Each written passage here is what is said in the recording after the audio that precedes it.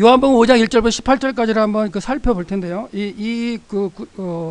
요한복음 전체 5장 전체의 어떤 핵심 구절 중에 하나가 이걸 거예요. 예수께서 그들에게 이르시되 내 아버지께서 이제까지 일하시니 나도 일한다. 이게 이제 안식일 논쟁을 불러일으키는 그런 것 같고, 이로부터 이제 예수님이 더 표적이 되는 그런 상황이 되는데, 일단은 1절부터 18절까지만 한번 살펴볼게요. 그래서 한번 안 읽어오신 분들이 좀 많으셔가지고 한번 같이 한번 읽어볼게요. 여러분 다 아시는 구절이겠지만 제가 한번 읽겠습니다. 그 후에 유대인의 명절이 되어 예수께서 예루살렘에 올라가시니라. 예루살렘에 있는 양문 곁에 히브리 말로 베데스다라는 못이 있는데 거기 행각 5이 있고 그 안에 많은 병자, 맹인, 다리 저는 사람, 혈기 많은 사람이 누워 물의 움직임을 기다리더니 이는 천사가 가끔 내려와 물을 움직이게 하는데 움직인 후 먼저 들어가는 자는 어떤 병에 걸렸든지 낫게 되밀어라. 거기 38해 된 병자가 있더라. 예수께서 그 누운 것을 보시고 병이 벌써 오랜 줄 아시고 이르시되 내가 낫고자 하느냐. 병자가 대답하되 주여 물이 움직일 때 나를 못에 넣어주는 자가 없어 내가 가는 동안에 다른 사람이 먼저 내려가나이다. 예수께서 이르시되 일어나 내 자리를 들고 걸어가라 하시니 그 사람이 곧 나와서 자리를 들고 걸어가니라. 이날은 안식일이니 유대인들이 병 나은 사람에게 이르되 안식일인데 내가 자리를 들고 가는 것이 옳지 아니하니라. 대답하되 나를 낫게 한 그가 자리를 들고 걸어가라 하더라 하니 그들이 묻되 너에게 자리를 들고 걸어가라는 사람이 누구냐 하되 고침을 받은 사람이 그가 누구인지 알지 못하니 사람만으로 예수께서 이미 피하셨음이더라. 그 후에 예수께서 성전에서 그 사람을 만나 이르시되 보라 내가 나았으니 더 심한 것이 생기지 않게 다시는 죄를 범하지 말라 하시니 그 사람이 유대인들에게 가서 자기를 고치시는 예수라 하니라. 그러므로 안식일에 이러한 일을 행하신다 하여 유대인들이 예수를 핍박하게 된지라. 예수께서 그들에게 이르시되 내 아버지께서 이제까지 일하시니 나도 일한다 하시매 유대인들이 이로 말미암아 더욱 예수를 죽이려 하니 이는 안식일을 범할 뿐만 아니라 하나님을 자기의 아버지라 하여 자기를 하나님과 동등으로 삼음이더라 하면서 19절부터 계속 이제 예수님과 유대인들의 안식일 논쟁이 벌어지죠. 이제 계속해서. 그리고 예수님께서는 이제 하나님의 아들이심을 이제 강조하는 이제 어떤 기독론에 대한 내용이 나오고 있거든요. 그래서 이렇게 이제 한번 본문을 읽어봤어요. 근데 우리 그 말 성경으로 읽어봤을 때 그냥 밋밋하죠, 사실은. 그러니까 밋밋하게 이제 여러분 읽으셨는데 이렇게 읽고도 뭔가 감이 잡히시긴 하세요. 뭐 내용이 그려지긴 하시지만 저는 이렇게 이제 본문을 가지고 먼저 원어로 들어가거나 뭐 이렇게 먼저 이렇게 주석을 보거나 그러지는 않거든요. 그러니까 주석은 최후에 이제 보는 거고 일단은 성경을 이렇게 읽는데 읽고 나서 한번 읽고 어떻게 하느냐면 좀 세심하게 읽어요. 세심하게 읽는 게 뭐냐면 표를 하고 동그라미를 치든가 아니면 색깔을 바꾸는데 일단 시간과 장소의 변화를 보죠. 시간과 장소의 변화를 보고 또 한 가지 뭐 하느냐면 본문에 나타난 그 인물들, 주요 인물들을 갖다가 체크하면서 봐요. 그래서 한번 보시면 시간을 갖다가 본다면 유대인의 명절이라는 게 있죠. 그래서 시간은 이제 여기서 볼 때 노란색으로 제가 이제 그 시간적인 요소를 이렇게 표현하는데 유대인의 명절이라든가 뭐 그 다음에 넘겨보시면 안식일 이런 게 있죠. 그 다음에 또 뭐가 있을까요? 안식일 그 시간적인 요소는 그것밖에 없는 것 같은데요. 그 정도 있죠. 시간적인 요소는 이제 그 유대인의 명절이라든가 안식일 이런 게 있는 거고 장소적인 거는 또 뭐가 있나 보시면 장소적인 거는요 예루살렘이죠. 예루살렘. 그 다음에 양문이라는 게 나오죠. 양문이라는 그 위치가 나오고요. 베데스다라는 못이 나와요. 그러니까 예루살렘, 양문, 베데스다. 베데스다에 행각 5개가 있죠. 그것도 장소입니다. 거기에 병자들이 모여 있는 거고요. 그 다음에 또 한 가지 본문에 나오는 게 뭐냐면 성전이 나오죠. 성전.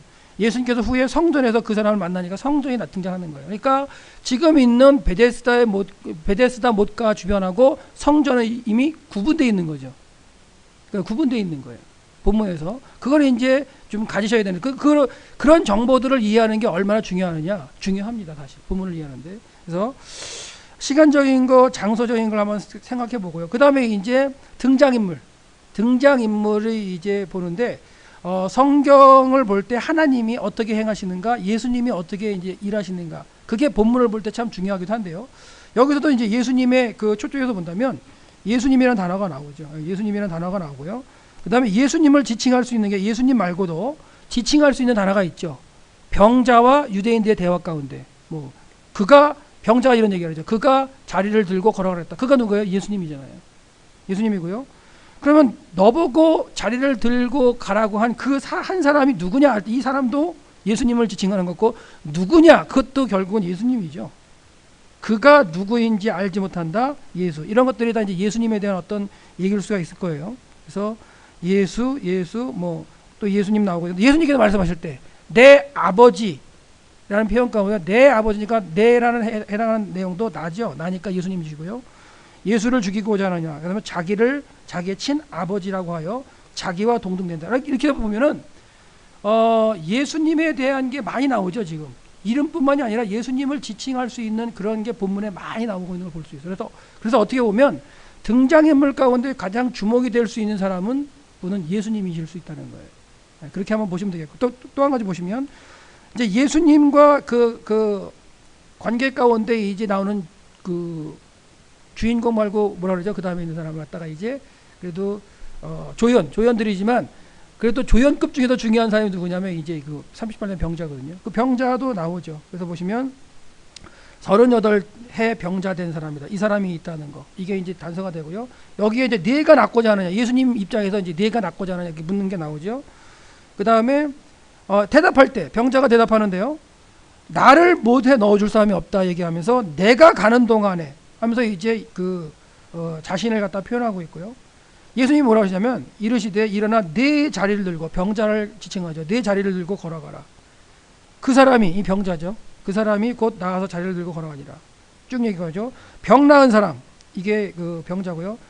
병 나은 사람이 내가 이제 유대인들이 뭐라냐면 병 나은 사람에게 내가 자리를 들고 가는 것이 옳지 않다. 했더니 이제 대답하는 사람 병 나은 사람이 나를 낫게 한 그가 얘기했다면 자기를 표현하죠. 그다음에 너에게 뭐 고침을 받은 사람 이런 것들이 이제 예수님과 유대인들 가운데 매개 역할을 하는 이제 38년 된 병자죠. 그 사람 이런 것들이 이제 되겠고 그다음에 이제 또 등장하는 게 누구냐 부류가 유대인들이 등장합니다. 그래서 유대인들 그래서 유대인들은 좀 후반에 등장하죠. 그러니까 전반에는 상황 설명이나 뭐 장소 시간 뭐 이런 것 가운데 이 사건이 벌어지고 있는 상황을 지금 설명하고 있어요. 유월이 설명하고 앞부분에는 예수님과 병자와의 대화를 이제 얘기를 하죠. 그 다음에 중간부분에서는 병자와 유대인들 간의 대화가 왔다 갔다 하죠. 그 다음에 이제 장소가 바뀌어가지고 성전에서 예수님이 병자를 한번 만나 주신 다음에는 병자가 유대인을 다시 이제 그러니까 병자와 유대인의 대화 사이 가운데 예수님과 만나는 장면이 있어요. 그 다음에 마지막으로 이제 유대인들과 예수님과의 관계에서 이제 얘기가 되죠. 그렇다면 만남으로 본다면 자 예수님과 병자의 만남이 있고요. 그 다음에 크게 보면 병자하고 그 유대인들의 만남이 있어요. 그 다음에 유대인들과 예수님의 만남, 대화라고 볼 수 있죠. 이렇게 크게는 이렇게 세 개인데 이 가운데 대화 사이에 유대인들과 병자의 대화 사이에 예수님이 병자를 한번 만나는 게 가운데 끼어 들어가죠. 그럼 이것도 나눠보면 어떻게 되냐면 유대인하고 병자의 대화 얘가 있고요. 중간에 예수님이 병자를 한번 만나시죠. 여기 끼어들고요. 이렇게 여기 다시 유대인하고 병자가 얘기를 하게 되죠. 그럼 어떻게 보면 대화를 보면서도 본문을 볼 때 좀 이렇게 구조가 살짝 나눠지는 것도 있어요. 꼭 구조를 가지고 설명하는 건 아니지만 이제 본문을 살짝 보면서 말하는 대상을 이런 걸 좀 이렇게 집중적으로 봤더니 이게 좀 이렇게 보이긴 하죠. 그렇다면 나중에 이걸 이제 설교를 만들 때 어떻게 할 것이냐 할 때 이제 나올 수가 있죠. 그래서 예수님과 병자와의 만남 또는 대화, 병자와 유대인의 만남, 그 다음에 예수님과 유대인. 왜? 우리는 보통 3대지 설교를 하게 돼 있거든요. 여러분이 나중에 강도사 그 시험 보시기 전에 설교를 작성해 내는데 3대지를 안 써서 내면 다 탈락입니다. 네, 진짜예요. 설교만 2번 떨어지고 3번째 붙은 제 동기가 있어요. 그렇게 3대지를 쓰라는데 2.5대지 1, 2, 2 뭐 이렇게 써서 떨어진 사람 3년. 그러니까 무조건 우리는 설교문을 낼 때 3대지를 해야 되는데 그게 이제 통과를 하면 그렇게 내야 되죠. 그래서 보통 이제 3대지 설교를 이제 많이 하는데 그런 어떤 걸 찾아낼 때도 좀 찾아낼 수가 있죠. 그래서 이렇게 한번 우리나라 성경 가지고도 우리말 성경 가지고도 이게 자세히 읽거나 좀 표시하시면서 보시면 그나마 좀 더 낫다는 얘기죠. 예. 그 다음에 이제 인물을 집중적으로 바꿔요. 그 다음에 또 한 가지는 뭐냐면 읽다가 보면은 자세히 읽다 보면은 걸리는 단어들이 있어요. 걸리는 단어들이 있는데 뭐냐면 밑줄 친 건데요. 자 보세요. 주의하여 읽기를 한번 보시면, 자 여기서 보시면 뭐가 있느냐면 여기 보세요. 낮게. 자 제가 녹색으로 표현했는데, 어떤 병이 걸렸더니 낫게 되밀어라. 그 누운 것을 보셔 하시면 내가 낫고자 하느냐. 네, 같은 거는 보이시죠? 낫고자 하느냐.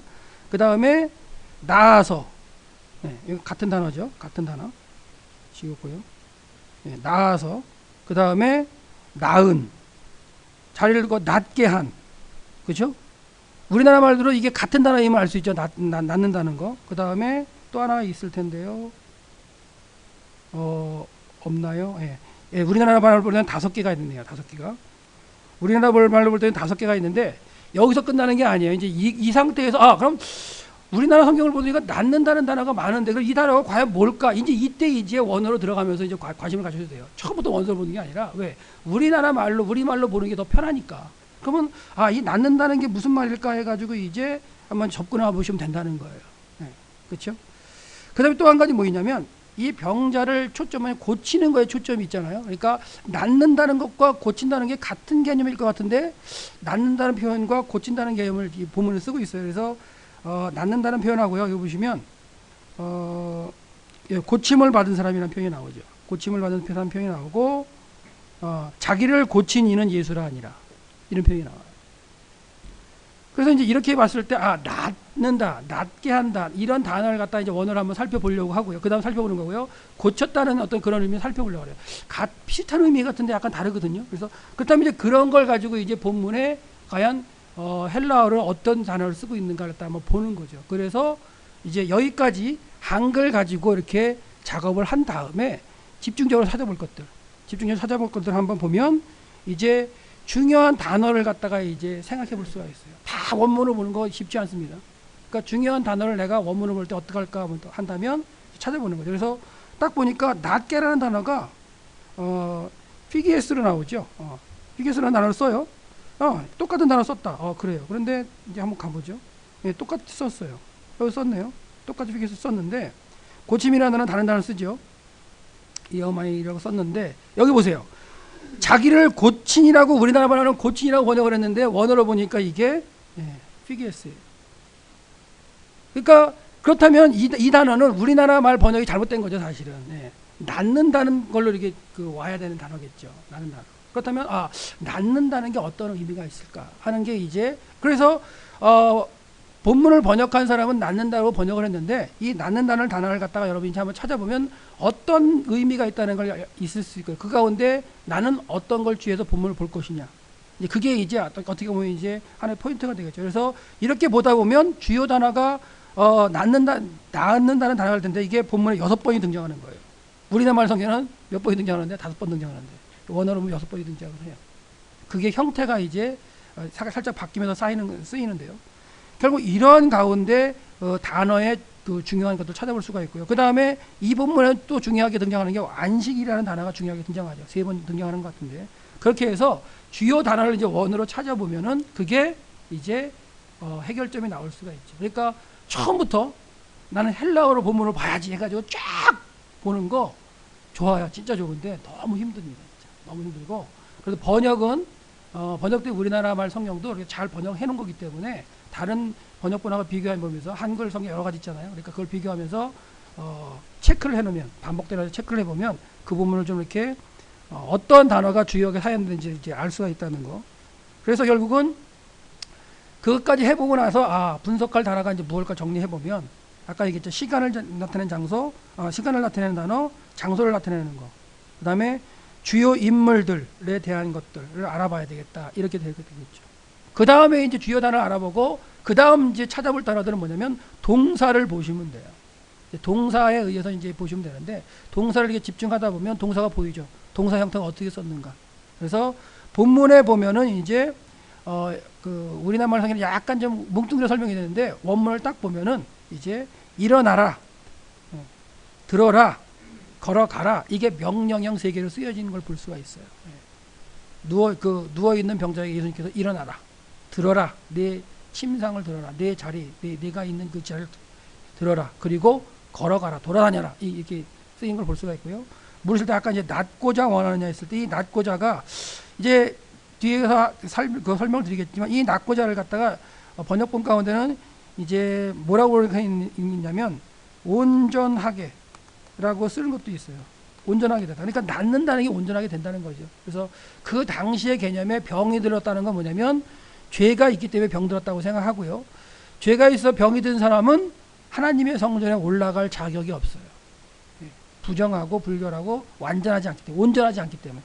그렇다는 얘기는 온전하지 못한 상태에서 성전에 올라가지 못하고 지금 베데스다에 모여 있다는 얘기죠. 그러니까 이렇게 원어를 갖다 분석할 때 동사, 저는 구약을 하기 때문에 또 신약 그 헬라어를 잘 몰라요. 잘 모르지만 이렇게 접근하다 보면은 그래도 웬만큼은 보인다는 거예요. 제가 헬라어를 갖다가 진짜 유창하게 하고 헬라를 갖다가 전공한다면 또 다르겠죠. 저보다 훨씬 낫겠죠. 근데 그렇지만 그렇지 않은 상태에도 이런 식으로 해서 동사를 위주로 보니까 좀 볼 수 있다는 거.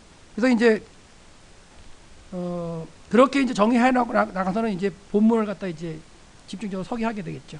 그 가운데 여러 가지 요소를 봐야 되겠죠. 단어도 찾아봐야 되고 이제 사전을 통해 그다음에 이제 만약에 그게 이제 설교를 한다면 설교를 하지만 이게 이제 본문을 통해서 내가 그 페이퍼를 작성해 내겠다 하면은 내 생각 쓰면 안 되거든요. 내 생각을 이럴지라도 그거에 맞는 학자들의 의견을 좀 달아줘야 돼요. 그러니까 내가 이렇게 생각하는데 학자들은 어떤 의견을 가졌는가 찾아보니까 나랑 같은 생각을 하는 학자들이 있다는 거예요. 그러면 그걸 이제 가져다가 이제 각주를 달고 첨부해주면 되는 거죠. 근데 설교할 때는 그럴 필요는 없지만 만약 보고서를 낸다 그럴 때는 그렇게 이제 해주는 게 좋죠. 그래서 이제 본문을 갖다 이제 서기를 들어갈 때 본문을 정할 때는 어떻게 하냐면 본문이 어디서 끊어지는 게 좋은가를 갖다가 이제 보게 되는데 보통 이제 학자들을 보면은 5장 1절에서 18절까지를 구분을 해요. 그렇기 때문에 구분한다고 하는데 뭐 많은 학자들이 이렇게 해놓고선 그거 할 때 각주를 달아가지고 누구누군가를 쫙 써주는 거죠. 이제 그렇게 되면 이제 보고서용이 되는 거죠. 그래서 이제 저도 이제 틀렸네요. 오타났네요. 구분해가지고 18절까지 구분해가지고 이제 썼고요. 그 다음에 또 한 가지 살펴볼 게 뭐냐면 이렇게 본문을 정하면 그 본문의 앞뒤의 전후 문맥을 봐야 돼요. 뚝 떨어져 나온 본문이 아닐 수도 있기 때문에 앞뒤와의 상관관계를 보는데 지금 오늘 선택한 요한복음 5장 자 이게요 사실 이 제가 기말 선언문을 내야 할 본문이에요. 그래서 다른 수업 시간에 이제 내야 할 본문이기 때문에 제가 한번 이번 주에 작업했던 걸 한번 보여드리는 건데요. 그래서 앞장을 보면 요한복음 4장은요 예수님께서 유대에서 활동을 하시다가 세례 사역을 하시다가 접으시고 사마리아 수가성을 지나가다가 여인에게 메시아이심을 보이신 다음에 그곳에 이틀 후에 가르치시고 갈릴리로 가셔가지고 이 왕의 신하의 아들을 원격조정으로 낳게 하시죠. 가나에 계시면서 가버나움에 있는 왕의 신하의 아들을 고친 그 사건이 4장이에요. 그러니까 근데 그러면 결국 4장은 갈릴리 지역에서 예수님께서 병을 고치는 사건으로 끝난 거예요. 그리고 5장은 지금 사건이 첫 절에서 예루살렘이라 나오잖아요. 그러니까 문맥적으로 상관성은 없습니다. 그러니까 그냥 앞에 문맥은 이제 상관없다고 보시면 되겠고요. 근데 뒤에 문맥은 19절부터 다음 절부터는 다 사건이 있은 그 사건을 가지고 논쟁하는 얘기들이에요. 예수님과 유대인하고 대화. 그러니까 그런 관련이 있죠. 그렇기 때문에 5장 전체로 봐서 이제 살펴봐야 되겠지만 저에게 주어진 본문이 이제 18절까지이기 때문에 18절까지만 한번 보고요. 그 다음에 전체로 본다면 어떨까요? 또 다르게 이제 또 연구를 해야 되겠죠. 그래서 결국 본문과 후문맥은 예수께서 그리스도시며 하나님의 아들이시라는 주제를 가지고 연결된다는 걸 이제 말씀드렸고요. 그래서 이제 그런 가운데 이제 한번 중요단을 연구를 해보면 유대인의 명절에 대해서 학자들은 어떻게 생각하는가가 있죠. 그래서 찾아보시면 뭐 사전이라든가 뭐 여러 가지 책들을 찾아보면 이게 뭐 초막절이다, 77절이다, 6월절이다 여러 가지로 얘기를 해요. 그러면 일단 그렇게 여러 가지로 얘기한다는 것 자체는 정해지지 않았죠. 그렇다면 그건 그냥 무시해도 될 것 같아요. 이렇게 연구해보면 이렇게 하는데 결국 하지만 3대 절기인 6월절, 77절, 초막절이 모두 가능하다. 정해진 게 없으니까. 가능하고 어느 한 절기로 정할 수가 없다. 그리고 본문 자체가 어느 절기라고 명시하지 않기 때문에 본문을 이해하는 데 영향을 줄 수가 없다. 이렇게 해서 넘어가면 되겠죠. 그러면 이거는 연구를 해본 결과 굳이 이렇게 특별하지 않다. 만약에 이게 초막절이라고 뭐 알 수 있는 명쾌한 연결고리가 있고 학자들이 뭐 초막절이라고 동의를 한다. 요한은 초막절이라고 얘기는 안 했지만 그렇다면 초막절과 그 사건의 관련성을 또 연구를 해야 되겠죠. 근데 본문에서는 그런 얘기를 하지 않고 있거든요. 그러니까 그냥 그 정도로 생각하고 넘어가시면 되는데, 예. 그 다음에 이제 두 번째 이제 하는 게 양문이라는 단어가 나오죠. 양문. 양문은 이게 이제 형용사로 나타나요. 그러니까 이 양문, 그럼 우리나라 말로는 명사죠.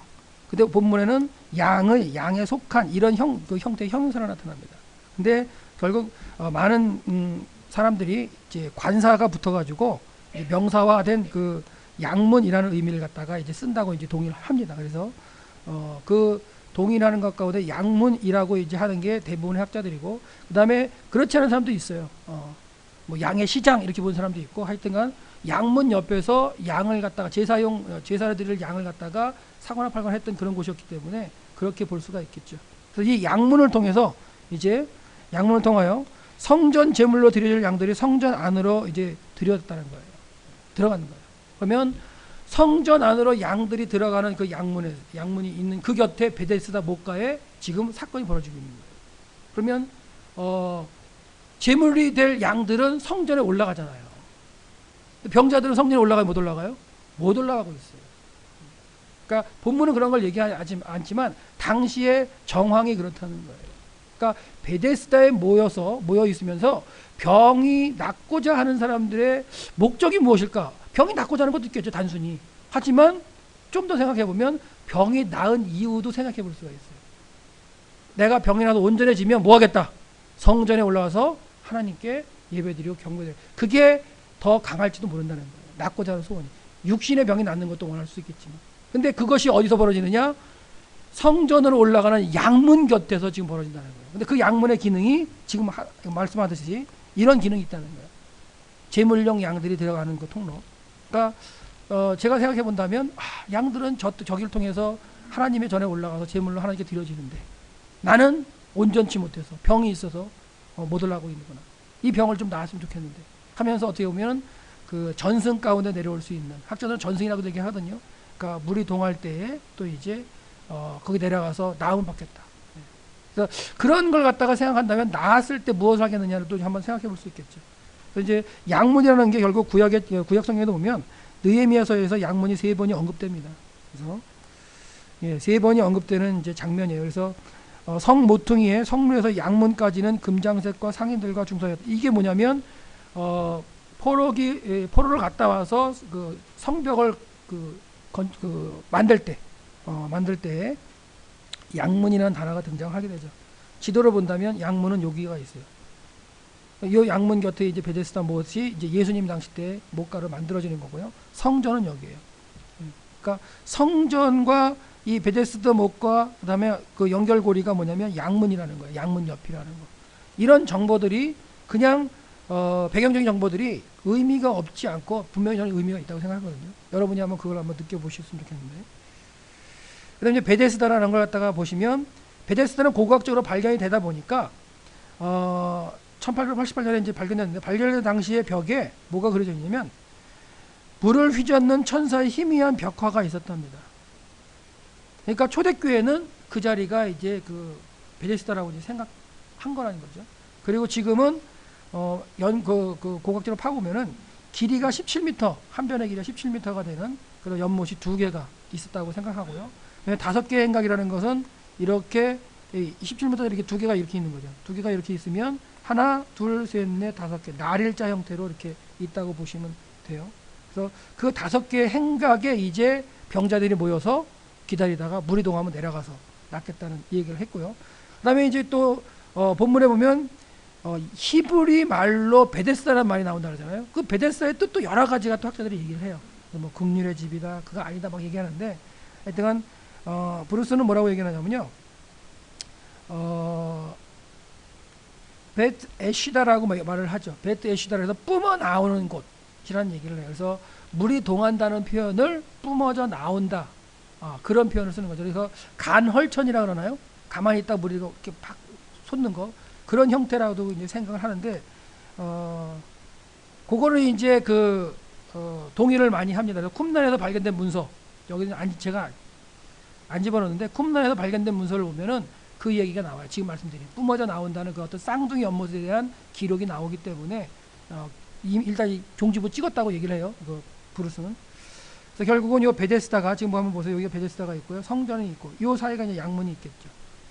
이런 식이 되고요. 그 다음에 지금 보이는 사진은 이제 예루살렘의 그 수로체계인데 성전에서 짐승을 잡고 그 잡은 피를 제단에 뿌리고 그다음에 제사가 끝나면 그걸 다 씻어내야 되기 때문에 성전에서 물이 많이 필요했습니다. 그렇기 때문에 성전에서 필요한 물을 여기서 보시면 이렇게 이게 들어오는 거죠. 이렇게 이제 가져와서 들어오는데 이 수로가 베들레헴에서부터 들어오는 수로예요. 한 10km 더 멀게는 헤브론에서 들어오긴 하는데 베들레헴에 가면은 이제 솔로몬의 연못이라는 큰 연못 3개가 있습니다. 거기서부터 물을 갖다가 끌어들여서 성전에서 사용하게 되는데 이런 어떤 물의 의미 가운데 지금 베데스다도 한몫을 하고 있다는 거. 위치를 보시면 35번 요게 베데스다예요. 38번이 양문이고 이게 성전입니다. 지금 본문에는 베데스다, 양문, 성전 이게 연결고리로서 이제 보여지게 되어 있습니다. 영상으로. 예, 요것도 보시면 돼요. 요거는 이제 느낌을 한번 보시라고 여기 이제 베데스다가 있고요. 행각이 5개 맞죠? 하나 5개 이렇게 맞고 요게 양문이 표현될 수 있겠네요. 그리고 성전의 모습이고요. 이런 식으로 성전과 베데스다의 모습을 한번 상상. 그러니까 우리가 5장 본문을 읽으면서 베데스다가 이렇다는 것도 생각도 안 할 수도 있어요. 그리고 베데스다와 성전이 이렇게 가까이 있다는 영상을 넣지 않고 본문을 본다니까요. 처음에 볼 때는 그렇게 볼 수밖에 없어요. 근데 그렇게 그 본문을 안 보고 지금과 같이 베데스다와 양문과 성전의 어떤 연결고리를 가지고 본문을 보면 그 본문의 의미가 좀 더 명확하게 등장한다는 거예요. 그래서 베데스다 모시고 그다음에 이제 요거는 이제 그 이스라엘의 그 킹 데이비드 호텔에 만들어졌었던 이제 그 모형인데요. 지금은 박물관에 가 있죠. 그래서 베데스다의 모습이 보이네요. 양문도 그려져 있고요. 성전이 보이고요. 예, 베데스다 확대해서 찍어본 거고요. 그다음에 온전하게 낮게라는 표현을 갖다 한번 본다면 이제 온전하고 보다는 피기에스라는 이 단어는 육체적으로 건강되겠다는 표현으로 신약성경에 11번이 쓰인답니다. 11번 쓰여요. 11번 쓰는데 본문에 6번 쓰여요. 참 많이 쓰이죠. 그러니까 본문에서 낫는다는 이 단어가 강조가 되고 있는 게 맞아요. 사실. 그리고 이게 낫는다는 게 예수님이 하나님의 아들이 된다는 그 내용의 연결고리가 되는 거예요. 사실. 고리가 되는데 그래서 이게 이제 피기스를 낫게를 갖다 한번 보면 온전하게라는 단어로도 번역할 수가 있고 낫게라도 번역할 수가 있는데 저는 이제 온전한 제물만이 양문을 통해 성전에 들어가는 것과 비교해 생각한다면 육체적 결함을 가진 곧 병을 가진 병자들이 베데스다의 목가에 모여 병으로부터 해방되어 온전하게 되기를 바라는 이유가 좀 보여줄 수 있다는 거예요. 그래서 차라리 그 개인 사역을 할 때 온전하게라고 저는 번역을 하는 거죠. 온전하게. 그래서 온전하게 된다. 육체적으로 온전하게 된다. 온전하게 됐을 때 하나님 앞에 나갈 수 있다. 이런 개념을 갖다 하기 위해서 온전하게로 번역하는 게 낫겠다라고 이제 개인에 이제 얘기를 하는 거죠. 그러니까 이런 것을 때 개인 사역을 다 하게 되니까. 그래서 이제 요건 이제 좀 더 이제 베데스다를 살짝 보여주면서 성전에 들어가려는 어떤 그런 의미 가운데 한번 그 느낌을 한번 보여드린 거고요. 그래서 그 다음에 하는 작업이 뭐냐 주요 단어를 갖다 찾아본다면 이제 직역에 가까운 이제 개인 사역 여기에 더 하려면 이렇게 되겠죠. 그러니까 설교하려면 여기까지 안 해도 되겠지만 보고서를 내려면 개인 사역을 하는 게 정상일 수 있기 때문에 그래서 개인 사역을 한다면 낫게라를 차라리 저는 온전하게라고 이제 하겠다. 그래서 영어 성경이나 아니면 우리나라 말 성경에도 온전하게로 번역한 그 성경이 하나 있어요. 그런 걸 근거로 달아주면 되겠죠. 그 다음에 자기를 고친 이게 이제 아니란 얘기죠. 우리는 고친이라고 번역을 했는데 그게 아니라 이것 자체가 온전하게 한이라는 단어를 똑같이 피기에스를 써야 된다는 거. 그 다음에 일어나 네 자리를 들고 걸어가라고 번역되어 있는 이걸 일어나 네 자리를 들고 걸어가라 좀 명쾌하지가 않아요. 이걸 개인 사역을 한다면 딱딱 끊어서 명령형이기 때문에 일어나라 그리고 네 자리를 들어라 그리고 걸어가라. 그렇다면 3개의 명령이 되는 거예요. 근데 우리나라 본문으로는 그렇게 명쾌하지는 않죠. 근데 원문을 보면 이렇게 명쾌하게 3개의 단어가 이제 명령형으로 등장한다는 거죠. 이렇게 해서 지게에 가까운 이제 개인 사역을 하게 되면 이제 본문을 갖다가 이제 잘 이제 마치게 되겠죠. 그러면서 이제 본문을 갖다가 사역하면서 나오는 내용들을 이제 살펴보는 거예요.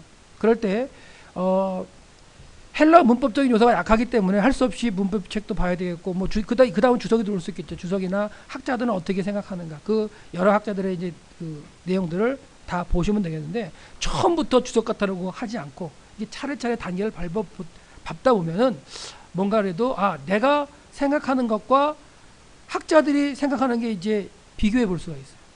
그렇지 않고 학자들의 의견을 처음부터 갖다 내면 내 생각은 없습니다. 하지만 내가 이렇게 차례차례 하다 보니까 내 생각 이런 것 같은데 어떻게 생각했나 비교해보면 이렇게 생각하는 사람도 있다 그러면 동의가 되죠. 이렇게 생각하는 사람도 있네. 근데 어느 거는 아무리 찾아봐도 그런 내용이 없어요. 그러면 이거는 내 생각일까? 그러면서 이제 갖고 있다가 또 좀 더 연구하다가 이제 그걸 갖다 이제 조심스럽게 이제 얘기할 수도 있는 거죠. 그런 게 이제 소논문에서 다른 것과 틀리게 내가 주장하는 내용들이 될 수 있다고 이제 얘기를 할 수 있겠죠. 그래서 결국은 이제 본문 서기를 갖다 들어가서 여기 1절부터 이렇게 한 건 뭐냐면 여기 개인 사역이에요. 그러니까 원문에 있는 게 아니라 이제 개인적으로 사역을 해가지고 이제 거의 이제 직역에 가깝게 이제 보는 게 훨씬 낫기 때문에 이렇게 이제 하는 거죠.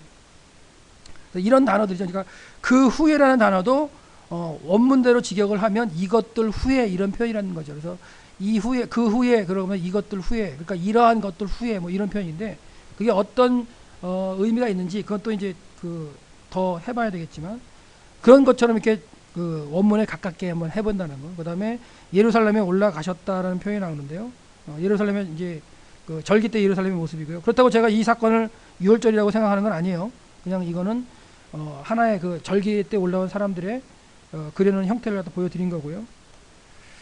올라가시니라는 표현도 보시면 3인칭 단수 동사를 썼다는 거예요. 그러니까 예수님께서 이걸 가지고 예수님께서 올라가시니 단수를 썼기 때문에 예수님 혼자 올라가셨다 이렇게 보는 사람도 있어요. 근데 또 어떤 사람은 굳이 혼자 올라가셨겠느냐, 아니다 이거예요. 여러 사람 제자들과 같이 올라갈 수 있는데 요한이 혼자 올라가신 걸로 표현했을 뿐이다 이렇게 얘기를 해요. 그건 이제 여러분이 연구하셔가지고 여러분에 맞게끔 보시면 돼요. 왜? 근데 원어 형태로는 3인칭 단수 썼거든요. 그렇다면 요한은 그러면 후자에서 왜 그럼 3인칭 단수 썼겠느냐 고민해 본다면 제자들이 따르는 무리가 없는 것으로 표현하고 있는 것은 독자들의 관심을 예수님께 집중시키려는 의도일 수 있다. 가능한 얘기잖아요. 본문 자체가 이제 예수님을 하나님의 아들로 집중하는 본문이 될 수 있기 때문에. 그렇지 않고 아니다. 그거는 그런 의미가 아니라 진짜 혼자 올라가셨다. 근데 그 둘이 논쟁하고 싸우면 누가 이겨요? 결판이 안 나요. 왜? 본문은 이거밖에 없으니까. 그 당시에 영상을 누가 찍어놓은 것도 아니고 그렇잖아요. 그러니까 이거는 이제 가능한 얘기인 거죠. 어떻게 해석하나. 그러니까 해석의 방법은 어떤 하나의 상태가 있을 때 그거 하는 건 의견이죠. 의견. 서로 싸울 필요 없어요. 서로 의견을 존중해 주면 되는 거고.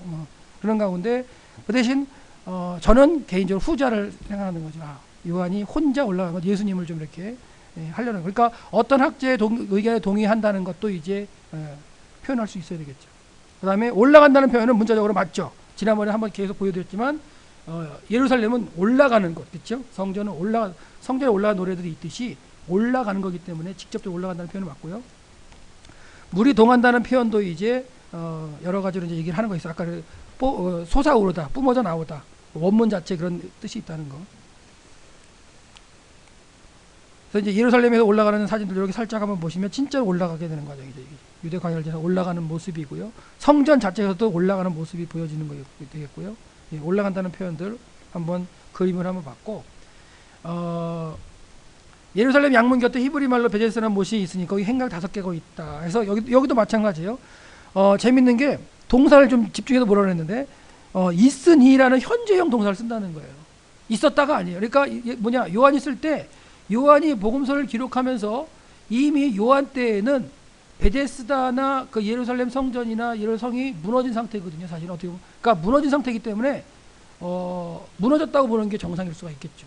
근데 요한은 현재형을 쓰고 있다는 거야. 그렇다면 왜 현재형을 쓸까? 이게 이제 또 이제 하나의 포인트가 될 수 있는데 이렇게 얘기하는 사람이 있어요.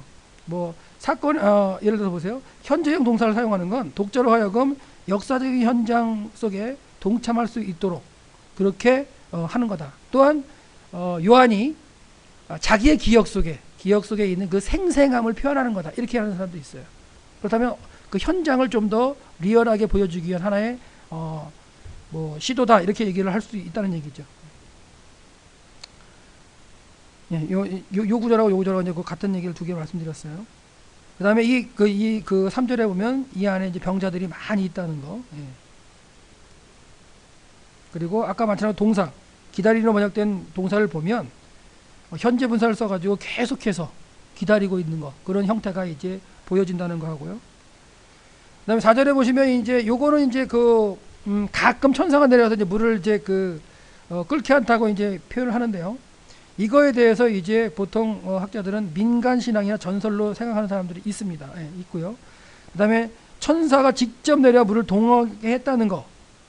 또 부정할 필요는 없다. 그럴 수도 있다. 그런 얘기를 해요. 그러니까 초점은 그걸 가지고 천사가 했다 안 했다 이걸 싸울 필요 없다는 거예요. 왜? 본문이 그렇게 얘기를 안 하니까. 그냥 그런 사건이 있었고 중요한 건 뭐냐? 그런 상황에도 38년 된 병자는 낫지 못하고 있다는 게 이제 중요하다는 거예요. 그래서 볼 때 다만 본문에서는 물이 동할 때 먼저 내려가는 자가 나음을 입었다는 사실만 말할 뿐이지 그거에 대해서 요한이 이 누가 했느냐 이거에 집중하지는 않는다는 거예요. 동의할 수가 있죠. 그 다음에 이제 38년 된 병자에서 어떤 해석을 하느냐가 해서 이거 이제 광야 38년을 갖다 헤맸다 이렇게 보는 학자들이 있더라고요. 그러니까 이런 것도 한번 생각해 볼 여지가 있기 때문에 뭐 동의하는 건 아니더라도 한번 연구된 걸 갖다 한번 볼 수가 있고 그래서 38년 동안 광야를 갖다가 헤매면서 약속의 땅에 들어가기 위해서 30년 동안 헤매는 그런 가운데 들어가게 되는 과정으로 연결하는 사람들이 있다는 거죠. 그러나 브루스는 그 연못에서 불확실하게 치료를 받을 길을 노리는 것과 그리스도의 효력이 있는 말씀 사이에 대조로 본다는 거예요. 의견이니까. 예, 이것도 재밌는 건데요. 그 동사죠, 동사. 있더라 하는 거. 그래서 이런 표현을 가운데 이제 문장 처음에서 강조가 될 수 있는 거고요. 그 다음에 어떤 사람으로 표현한다는 거예요. 그러니까 어떤 사람. 그러니까 특정한 일 수도 있지만 그 수많은 병자들 중에서 어떤 사람.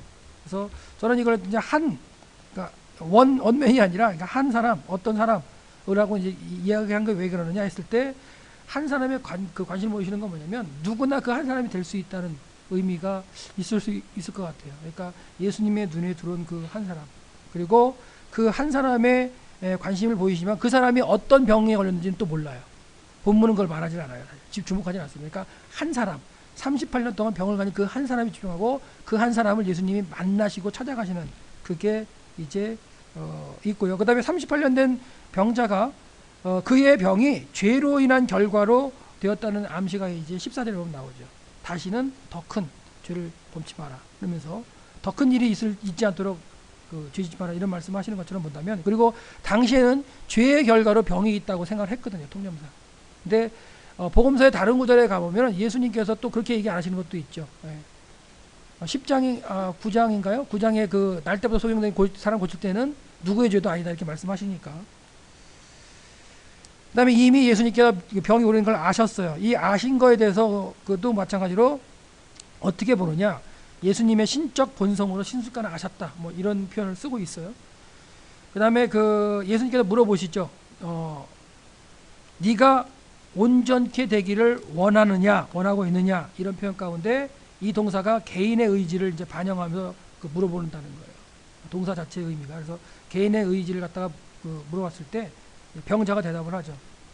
낫고자 원합니다. 이렇게 얘기한다는데 또한 38년 된 병자가 왜 선택되었는지도 본문은 얘기를 하지 않아요. 근데 또 여기에 또 여러분이 집중하시면 안 돼요. 나타나지 않는 내용을 여러분이 또 기도하시다가 또 받아가지고 이 병자는 왜 선택됐다 뭐 이것도 얘기하시면 또 안 되는 거예요. 집중하지 않으니까. 결국 5장 본문에서 강조되는 건 뭐예요? 예수가 그리스도시고 예수가 하나님의 아들이심이고 예수가 안식일에도 일하시는데 하나님께서 지금까지 일하시기 때문에 일하시는 거예요. 그 개념, 예수님 당시 때의 종교 지도자들에 의해서 잘못 의미가 규정되고 지켜지고 있는 안식일에 대해서 안식일의 주인인 예수님께서 일하시는 모습 가운데 예수가 하나님의 아들이심을 보여주는 게 그 5장의 그 내용이라면 이런 게 이제 굳이 연구해가지고 막 이렇게 끼어들 일은 없겠죠. 네, 병자가 대답을 하죠.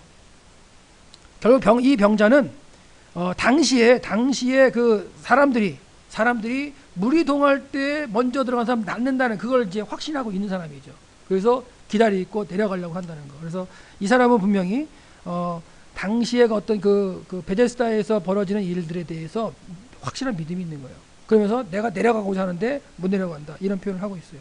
결국 그의 그 대답을 보면 물이 동할 때 이 나그네 예수님이 자신을 못에 넣어줄 수 있을까라는 생각도 했을 수 있다는 거예요.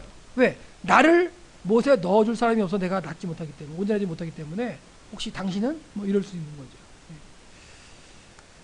예, 지금 현재 고고학적으로 이렇게 발굴한 베데스다의 모습이에요. 좀 깊죠? 근데 이게 딱 봤을 때 깊은지 안 깊은지 잘 모르겠죠? 그럴 때 이제 이 사진을 보면 깊다는 걸 느끼죠. 왜? 사람이 여기 있잖아요. 예.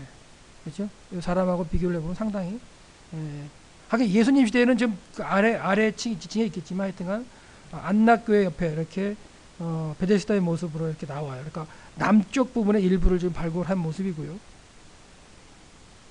결국 그런 가운데 병자의 치유 사건이 이 자체가 목적이 되어서는 안 된다는 거예요. 본문은 병자의 치유 자체를 목적으로 보지 않습니다. 수단입니다.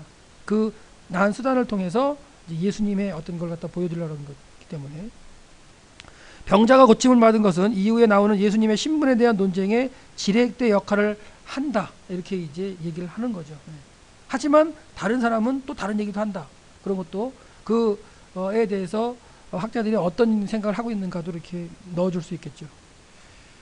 일어나라, 여기 있죠. 이제 제가 사역한 건데, 일어나라, 네 자리를 들어라, 그리고 돌아다니라. 가라가 아니라 돌아다니라, 이렇게 표현한 거예요. 그러니까 가라는 의미하고 또 돌아다니는 의미하고 좀 틀리지 않나요? 우리말로도.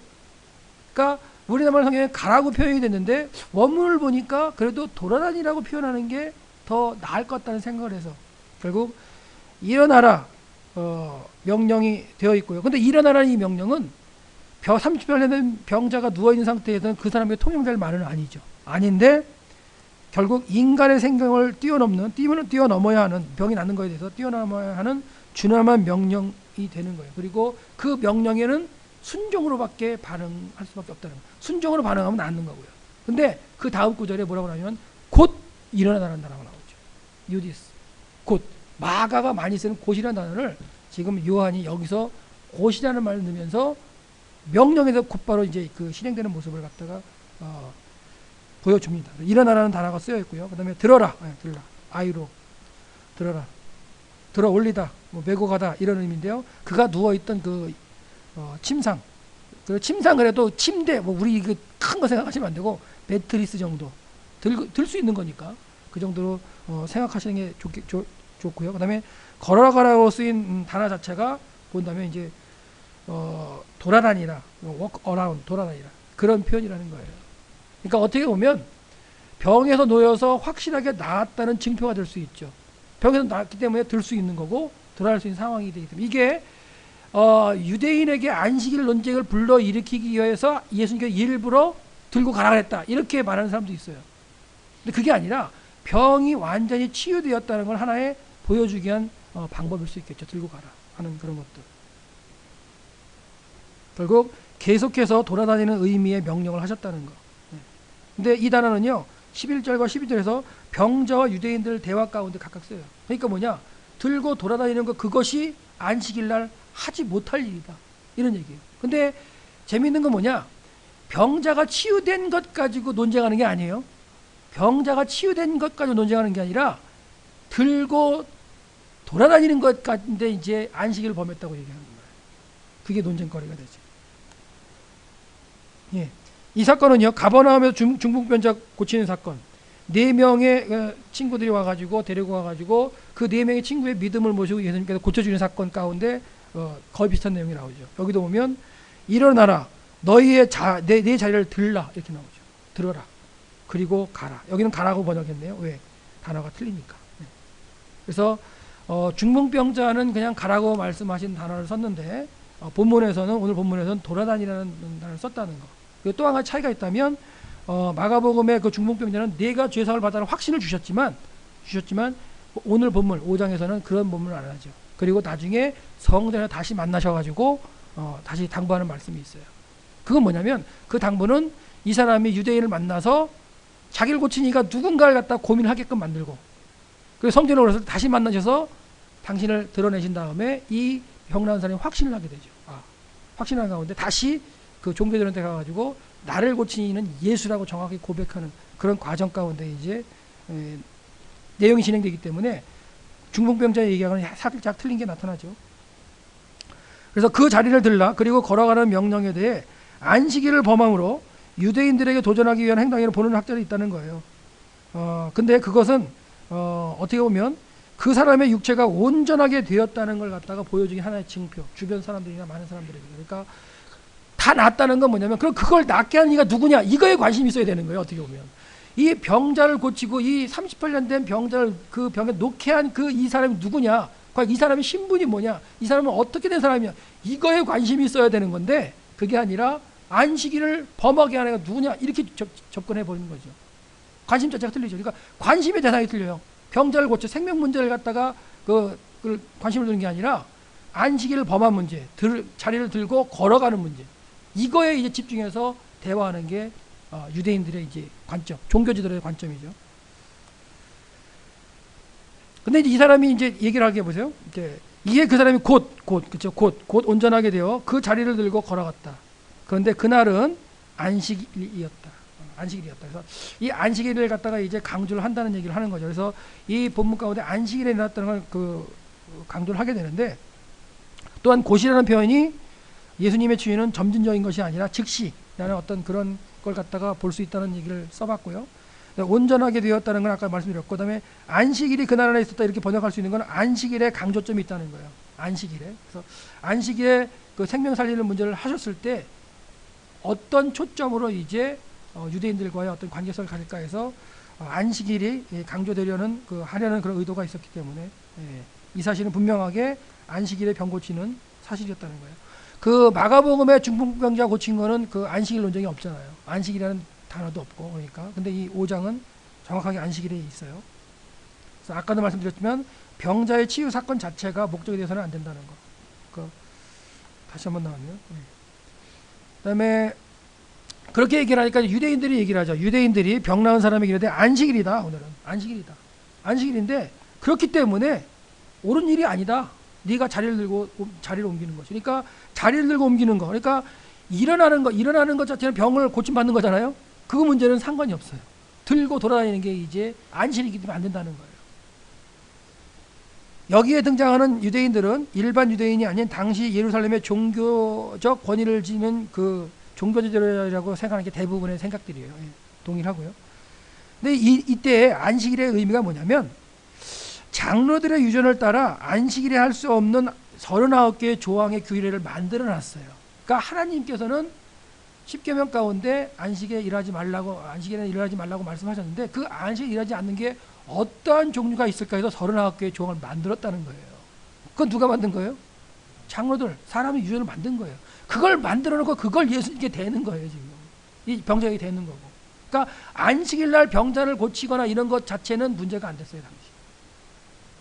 그러니까 이들이 걸고 있는 건 뭐냐면 자기들이 만들어 놓은 규례를 가지고서 이제 걸고 있다는 거예요.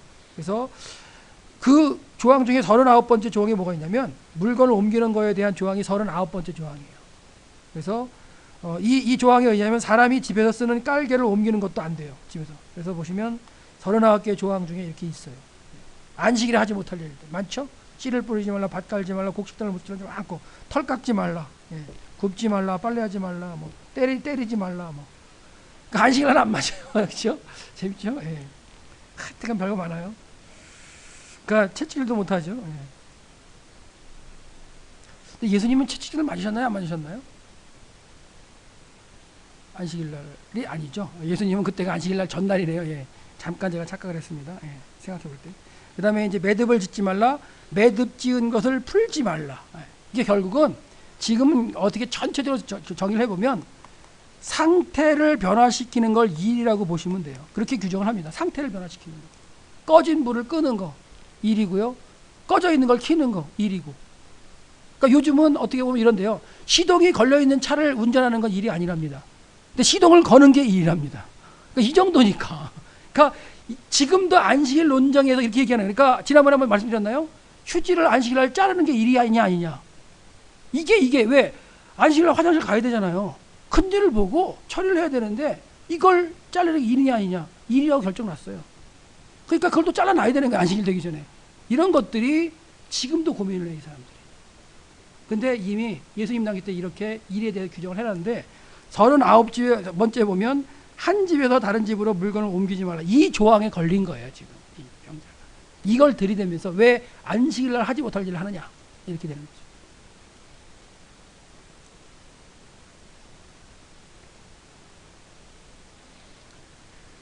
자, 근데 이제 그거에 대해서 이제 병자가 뭐라고 얘기하나 보세요.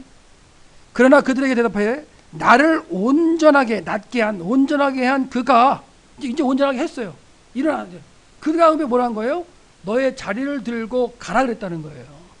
그러니까 이 병자의 입장을 생각해 보면 이 병자도 유대인이잖아요, 지금. 그다음에 유대인이니까 네가 안식일날 이렇게 하는 게 잘못됐다고 얘기를 하지. 이방인이 뭐 안식일 지키는 데서 유대인들이 하겠어요? 그게 아니에요. 그러니까 같은 유대인이기 때문에 네가 안식일날 하는 게 안 돼. 이렇게 얘기하고 있는 건데 이 유대인, 이 병자도 아마 유대인으로서 안식일날 그 당시의 규정을 알았을 거예요. 근데 이 사람 뭘 얘기하는 거냐면 나를 온전케 한 그 사람이 명했다 이거예요. 그 사람이 명했기 때문에 내가 들고 일어나서 간다, 돌아다닌다. 이렇게 대답을 해요. 그러니까 어떻게 보면 그 당시에 정해진 규례, 안식일에 하나님이 정하신 건 아니죠. 하나님 정하신 것이 아니고 그 종교들에서 정해진 그 규례의 권위보다 누구의 권위를 더 주는 거예요? 예수님, 그러니까 그 말씀으로 낫게 한, 그를 온전케 한 그거에 더 권위를 둘 수가 있는 거죠. 그분이 그렇게 했다. 그래 내가 간다. 그러니까 할 말이 없는 거예요. 그랬더니 이제 이들이 어떻게 되느냐? 그게 누구냐? 이렇게 되는 거죠. 그러니까 일단은 어떻게 보면 본문상에서 보면 이 유대인들 종교 지도자들은 예수님을 일단은 예수님이 사라지시는 상태에서 누군가 막 들고 돌아다니는 거예요. 그에게 이제 그 책임을 묻는 거죠. 예, 그런 얘기고요. 그래서 결국 브루스는 병 나은 사람의 대답 속에 그러한 치유를 할 수 있는 이는 특이한 권위를 소유하고 있는데 틀림없이 그 권위가 더 규정된 그 일하지 못하는 그 규정보다도 더 권위가 있다는 게 은근히 들어있다 이렇게 이제 표현을 하고 있어요. 뭐 은근히 들어있다 이런 표현을 쓰고 있어요. 결국은 이제 이 사람들의 초점은 뭐냐? 누구냐예요. 그가 누구냐? 너한테 시킨 사람이 누구냐? 근데 뭐냐면 안식일날 그렇게 들고 다니는 것보다 안식일 지키지 못하게 시키는 사람이 더 죄가 있는 거예요. 그 당시에 이들이 생각할 때. 그러니까 이제 그게 누구냐고 이제 얘기를 하죠. 너를 보고 잘 들고 가라간 사람이 누구냐? 근데 이제 유대인들은 예수님을 아직 그 병을 고치는 거 알지 못하고요. 그리고 현재는 그거에 대해 관심도 없어서요, 사실. 근데 이제 누가 병을 고쳐줬느냐 이렇게 묻는 거예요. 근데 병자도 몰라요. 자기를 갖다 명해서 고쳐주긴 했는데 그 사람이 누구 예수님인지 몰라요. 누군지 몰라요. 그리고 사라지셨기 때문에 결국은 너를 시켜서 안식일 율법을 어기게 한 자가 누구냐의 초점이라는 거죠. 그래서 기적적인 이유는 치유, 생명 문제는 아랑곳하지 않고 율법을 어기게 한 그 사실만 문제 삼고 그걸 경멸하는 거죠. 누구냐로 강조된 한 후에 너에게 많은 사람이 누구냐고 묻는 걸 볼 때 결국 그거는 뭐냐면 너에게 자리를 들고 걸어가라고 한 그 사람은 장로들의 유전에 도전한 사람이라는 어떤 그런 말이 되겠죠. 그 사람이 누구냐? 징계하겠다. 이런 의미가 되겠죠. 근데 몰랐어요.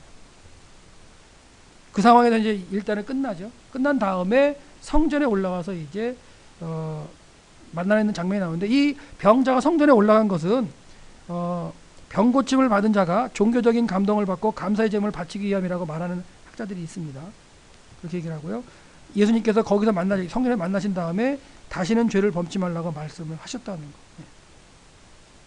그래서 브루스도 불구가 되게 했던 병은 그 자신의 죄 때문이라고 얘기를 합니다. 이런 상태에서 예수님을 만나게 되죠.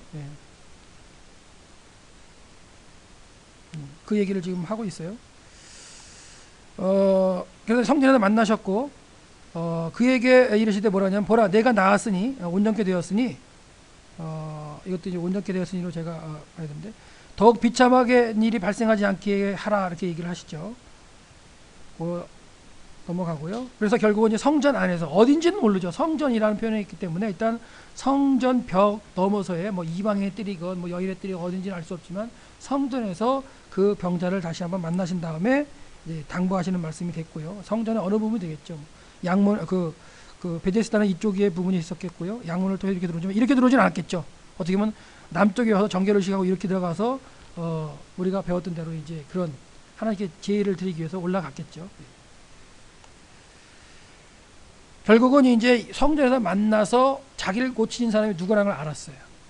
그랬을 때 곧장 가서 유대인들에게 얘기를 하죠. 종교들한테 얘기를 합니다.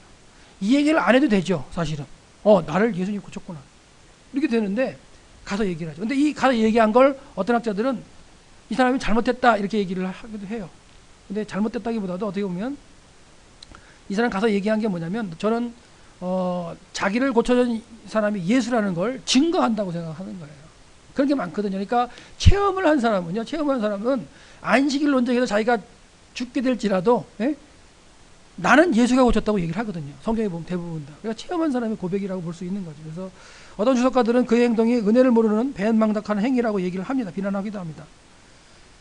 근데 요한은 그런 거에 집중하는 게 아니고요. 그런 그거에 그 근거를 둘 수가 없고 그냥 그 사람이 종교도 지도자한테 가서 얘기를 해서 안식일 논쟁이 벌어지고 예수님이 이제 드러나시는 과정의 하나의 단계로서 이제 설명을 하고 있다는 거죠. 그래서 결국 요한은 다만 그가 병 나은 사람이 그 사실 당국자들에게 알림으로 발생한 논쟁, 안식일 논쟁과 더불어서 하나님과 예수님과의 관계에 이제 진행되는 그런 거에 관심이 있다는 거죠.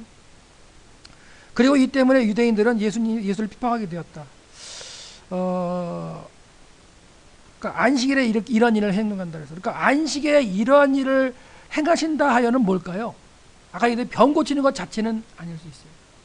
예, 들고 돌아다니게 하고 시키고 이러는 거 이런 것들 때문에 이제 어떤 논쟁에 초점이 되는 거죠. 결국 다른 이들을 부추겨서 율법을 어기게 하는 것은 자신의 율법을 어기는 것보다 더 나쁜 일이었다고 이제 생각했기 때문에 예수를 갖다 핍박을 하게 되는 거죠. 결국은 예수님이 핍박 당하시는 이유도 그 병 나은 사람이 가서 증거했기 때문인 거예요. 그럼 예수님이 핍박받아요. 이 시대도 마찬가지일 것 같아요.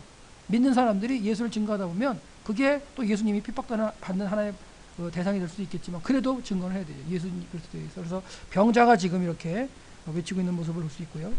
그거에 대해서 이제 핍박할 때 예수님께서 뭐라고 말씀하시냐면 이제 근거가 되죠. 내 아버지께서 지금까지 일하시니 나도 일한다. 결국 예수님의 이 말씀은 그 다음 18절 이후에 19절부터 나타나는 예수님의 어떤 신적 본성에 대한 논쟁을 이제 보여주실 이제 어떤 서두죠. 예. 내 아버지께서 일하시니 나도 일한다. 이런 식으로. 그래서 결국 자체 안식일에 병 고치는 자체는 그 율법을 범한 행동이 아닙니다. 하지만 그 이후에 나타나서 들고 가라는 것 그것도 하나님의 율법을 범한 건 아니죠. 예, 장로의 유전을 범한 거죠. 그렇죠? 예. 그리고 이 말씀 가운데는 예수님은 하나님의 아들이시고 온 우주 만물의 창조자로서 안식일의 주인이시며 하나님과 함께 지금도 계속 쉬지 않고 일하신다는 그런 어떤 하나의 선언이 되시겠죠. 그래서 안식일 논쟁에 대해서 다른 복음서에 나타나는 것들이에요. 그러니까 예수님이 안식일 논쟁했을 때 안식일에 안식일에 일하는 거 이게 잘못된 게 아니다. 그런 걸 여러 군데에서 이제 예수님이 말씀하셨어요. 그 다윗 얘기도 하시고요. 그 다음에 제사장들도 안식일을 일한다는 말씀을 하시고요. 이런 것들. 그 다음에 너희들 보세요. 외식하는 자들아, 너희가 각각 안식일에 자기의 소나 나귀를 외양간에서 풀어내어 이끌고 가서 물을 먹이지 아니하느냐. 너희들도 생명을 위해서 귀하는데 내가 18년 동안 된 이 여인을 살리는 게 안식일을 했다고 생명 살리는 게 무슨 문제가 되느냐. 안식일 논쟁 가운데 생명 살리는 문제가 안식일에 위배가 안 되는 것임을 이제 분명히 밝히셨거든요. 그리고 이제 비슬리와 머리 그 책에 보면은 이제 그 WBC에 보면 뭐가 나오냐면 유대인들은요 하나님의 창조 사역을 하신 후에 안식하신 것이 그 당시까지 계속된다고 본 거예요. 하나님 안식하셨다는 거예요. 근데 예수님이 아직까지 일하신다고 말씀하시니까 대립이 되는 거예요. 그러니까 가운데 즉 하나님의 사역이 종결되었다라는 점을 이제 유대인들은 생각한 건데 그러나 하나님은 안식하신 게 아니라 계속해서 이제 활동을 하셨고 일하시고 하셨다는 게 포인트가 되겠죠. 그 다음에 이제 내 아버지라는 표현, 예수님이 내 아버지라는 표현을 썼는데 유대인들도 우리 아버지라는 표현을 쓰긴 했어요. 근데 예수님이 내 아버지라고 표현하니까 이제 대립이 되는 건데, 내 아버지라는 그 표현 가운데 유대인들은 하나님과 인간은 뚜렷하게 구별된다고 생각한 거예요. 뚜렷하게 구별되는 본질이 다른 사람이 다른데 내 아버지라고 얘기하니까 이건 본질적으로 같다는 의미라고 이제 얘기하신 거에 대한 동의를 한 거죠. 근데 예수님의 의도는 맞죠. 예수님의 의도는 아버지와 나는 동일하다는 어떤 의도 가운데 그렇게 말씀을 하신 게 유대인이 그렇게 받아들인 거예요. 받아들인 거는. 받아들였는데 왜 주기로 했을까요? 그게 믿어지지 않는 거예요. 도저히 그건 상상할 수가 없는 거니까. 그러니까 똑같은 의도 가운데 말씀하시고 똑같은 의도로 받아들였어요, 유대인들이. 근데 그 받아들인 상태에서 만약에 병을 고치는 병자 38년 된 병자를 고쳤고 한 저 사람이 하나님과 자기를 동등하게 얘기는 그 본질을 같게 얘기한다. 그랬을 때 생각해볼 여지가 있어야 되는데 그 병 고치는 문제를 갖다가 차지하고 나머지 가지고 생각하고 있는 사람들이기 때문에 아예 그 본질적으로 같다는 그런 의미를 생각할 여지가 없는 거예요. 그건 무조건 잘못됐다는 거예요. 그래서 결국 예수님을 이제 핍박하는 모습이 나오고요. 더욱 죽이려고 이제 한다는 거예요.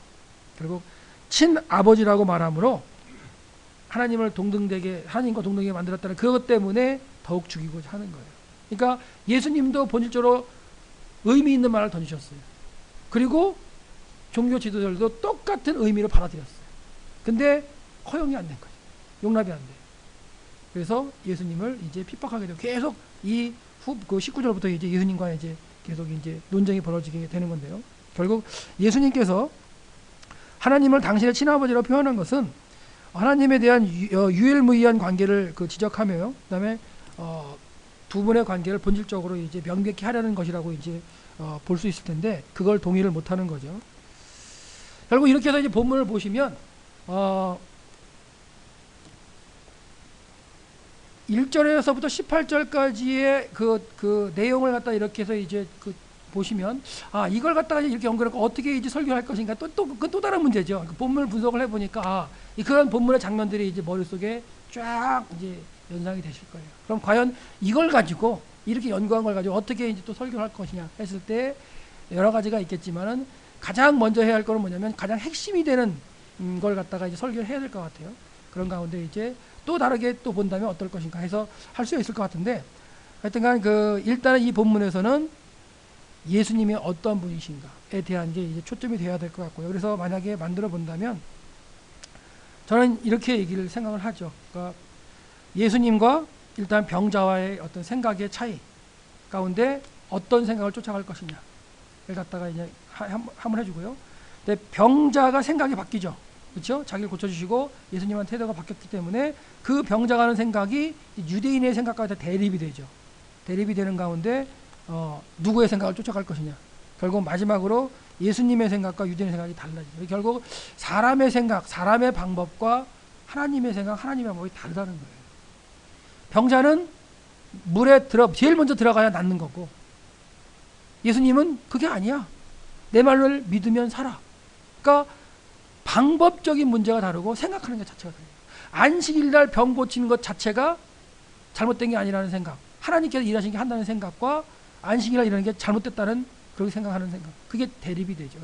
그리고 3대지 본문으로 한번 설교를 한다면 이런 제목을 가지고 한번 할 수가 있을 것 같아요. 또한 본다면 이제 그게 이제 본질적으로 예수님이 어떤 분인가에 대한 초점을 맞출 수 있는 본문인 것 같고요. 만약에 한 사람을 초점을 맞춰서 설교를 한다면 병 나은 한 사람이죠. 그러니까 그 베데스다 안에도 많은 병자들이 있잖아요. 그 많은 병자들 가운데 한 사람이 지금 병 낫게 되는 거거든요. 결국 이제 일단은 많은 병자들 가운데 혼자 누워 있다가 도와준 사람이 없이 하다가 고침을 받은 한 사람을 이제 초점을 둬서 하나 할 수 있겠고요.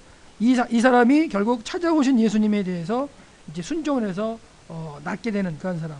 그다음에 생명 문제보다는 유전을 중시하는 종교자들을 향해 선포하는 이 한 사람. 그러니까 이 병을 낳은 한 사람의 입장에서 왕따가 당하고 만나서 해결되고 그 해결된 문제를 증거하는 그 한 사람을 해서 또 한다면 이거 이제 본문에서 해서 교회에 적용한다면 교회 안은 많은 사람들이 와서 예배를 드리고 은혜를 받고 하지만 그 가운데 은혜 받지 못하고 왕따 당한 가운데 혼자만 은혜 받고 하는 사람들 많이 있거든요. 그들이 말씀 가운데 은혜를 받게 되면 또한 바뀌게 되겠죠. 그러는 가운데 또 이제 교회 안에도 그런 사람들이 있잖아요. 뭐 예를 들어서 나는 예배를 다 드리는데 너는 왜 예배 안 드리냐.